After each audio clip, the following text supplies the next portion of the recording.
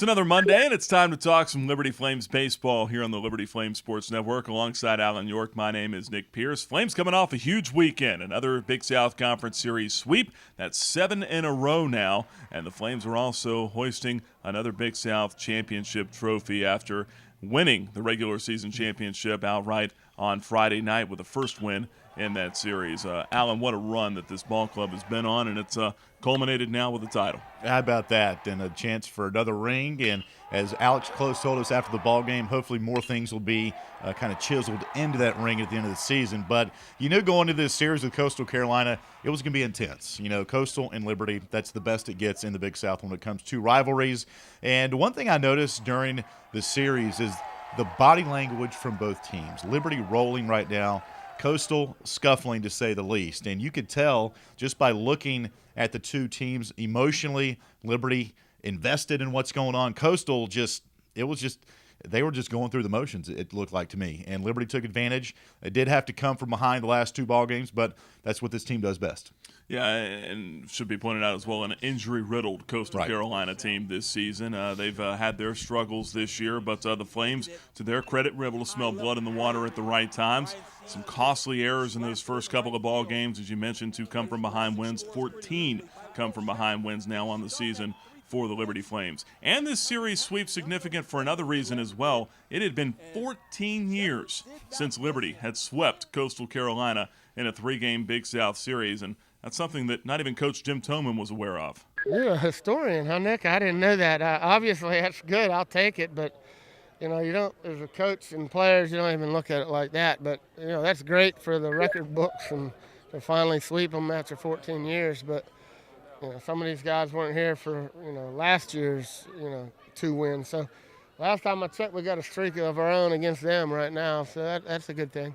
Hey, Coach Toman didn't know that I was a historian, but Jack of all trades, master of none, as they say. Yeah, actually looked that up right before the ball game. So no, but the Flames, impressive series sweep, and now a 5-game win streak, as Coach Toman pointed out, against the Chanticleers as well. But look at the hitting, Alan. I think that they probably hit a lot better than just the 2 runs that they got yesterday. There were some hard-hit balls. You think about that fly out to deep center from Will Shepard to start the game, and just a lot of hard-hit balls, but like Coach Toman said, nothing to show for it. Yeah, baseball is a very humbling game. You could be up there just like Dalton Britt. He's hit the ball hard now. He is not hitting that ball that well right now with the slump he's in, but he's hit some balls hard, and sometimes you're not going to get something to show for it, just like you talked about Will Shepard as well. And then you get hits like Alex Close had that were just right up the box and seeing it well. And with his swing, he talked to you after the ball game as well about running into some balls, and he's kind of got a little golf swing. So it doesn't really matter who's up there in the box. Sometimes you're going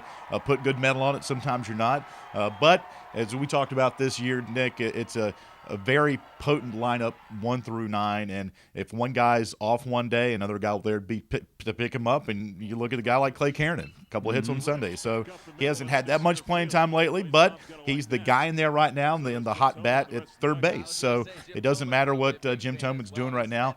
He's rolling the dice, and it seems like it's coming up positive for every time decision that he's had to make so far this year. Yeah, and you mentioned Clay Kiernan, and that kind of led me into my next thought as well. That was his first start in more than a month, and his first start at third base this year as well. All he does is come up with 2 hits, including an RBI single that wound up being the game winner in that one. And the Flames, they need a little bit more offensive production out of third base, and I think Clay could be a guy for him there. Yeah, he can. He's got a strong arm. Dylan Allen is a good player as well, and that just goes to show you the versatility that is on this team, and not only at third base but in left field. Nick Lassick the other night had 4 hits.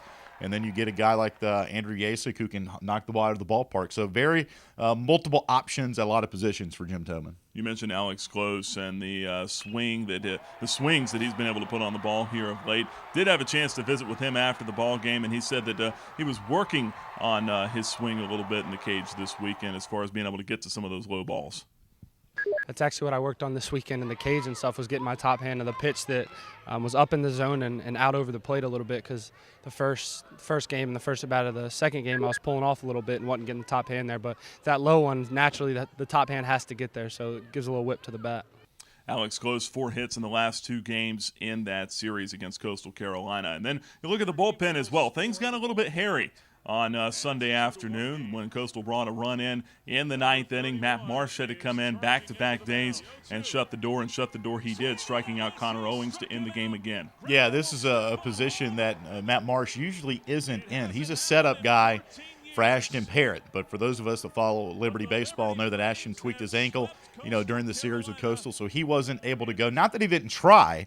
They had him in the bullpen, but Coach Quinn and Coach Toman said that he's mechanically not there with that ankle, so Matt Marsh came in there, and it was a little bit hairy, if you will, on Sunday, but he's got the palm ball and the fastball. Was kind of alternate setup pitches, if you will, different than he did on Saturday, and that proved to be fruitful for him on Sunday. Yeah, I talked to Matt a little bit after the ball game as well about clinching the conference championship and sweeping Coastal, and certainly pretty significant for him. It means a ton, especially since this is the first time I've been healthy since I've been here against Coastal. So it's pretty special for me to be able to go out there, and the team's been playing great. And it's awesome to see, so hopefully we can just keep it going and finish strong. And you got to love it for a guy like Matt Marsh that did miss 11 months with the arm injury, the Tommy John surgery last year, and now he's back as one of those strong back into the bullpen kind of guys. And if you're Jim Toman, it's a luxury to have a couple of guys back there like Parrott and like Marsh, power arms that can complement one another in that closer's position. And again, it's versatility in this team, especially in the bullpen, and it's predicated on good starting pitching, which Liberty has had pretty much all year long. And if you can get 6 to 7 innings from your starter like Liberty has on average, that's going to help the bullpen out. It's going to keep them fresh, and you can really tell late in the season these guys are not worn down yet. So looking ahead this week, 4 more games in the regular season. You've got Elon on Tuesday at home, the regular season finale here at Liberty Baseball Stadium. Then you go on the road, Big South Series against Radford, a team that's playing really well right now. They're inside the top 100 RPI-wise, and they're trying to make a run up the North Division standings as high as they can in terms of the seeding for the conference tournament. So that's a Thursday, Friday, Saturday deal at Radford. So no rest for the weary here. You got an Elon club, first of all, though, that is scuffling right now. For as well as Radford's playing, Elon's lost 9 of its last 10 and 6 in a row. But a team that can hit the ball pretty well, and especially one guy in their order, Casey Jones, that can make it a really tough day for you. Yeah, Casey Jones batting .415, only around a .290 hitter a year ago, so he's really improved his game. Had a hit in the ball game that Liberty beat Elon earlier this year, so he's a very formidable foe at the top of that order, and a guy that the Flames will have to watch out for on Tuesday. And don't forget about a guy like Chris King either. He's only hitting .226, but he does have 7 home runs. So they've got some guys in that order that can sting you a little bit. But, as we talk about, the Flames starting pitching has been brilliant most of this season. We'll see if Jared Lyons can get it back on track. Presumably that it's Lyons on Tuesday, but you never know. You got a guy like Adam Parks that threw well against UVA last week, albeit in a short relief outing. Maybe the Flames tend to maybe look his way, give him a chance. That's a good point, but as Jim Toman has noted, he's going to stick with what has worked. And, I'm not a betting man, but it would not surprise me if Jared did get the start on Tuesday. After all, he did pitch very well against Elon last time out.